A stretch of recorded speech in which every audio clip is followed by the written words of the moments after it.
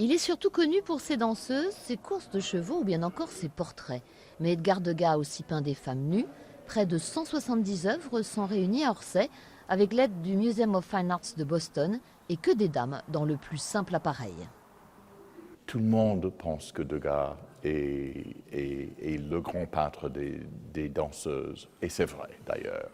Mais au-dessous des tutus, il n'y a rien. Le grand maître du 19e siècle a passé sa vie à dessiner des nus, les premiers sur commande et beaucoup d'autres pour le plaisir depuis son atelier de Montmartre. Il trouvait son inspiration dans les maisons closes.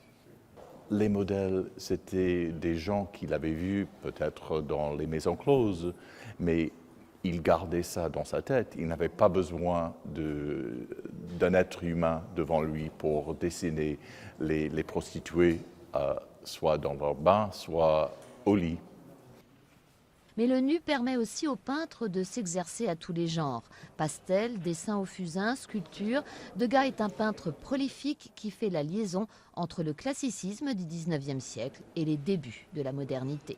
Il a beaucoup plus travaillé le nu pour lui-même et le nu est beaucoup plus emblématique de ses recherches plastiques, de l'évolution de son style qui est incessante en quasiment 50 années de carrière. L'exposition propose aussi quelques œuvres majeures du XXe siècle, comme ici la baigneuse de Picasso. Picasso qui, pour une fois, est présenté non pas comme le maître, mais comme le digne successeur de Degas, un peintre qui occupe une place prépondérante dans l'histoire de l'art du XIXe siècle.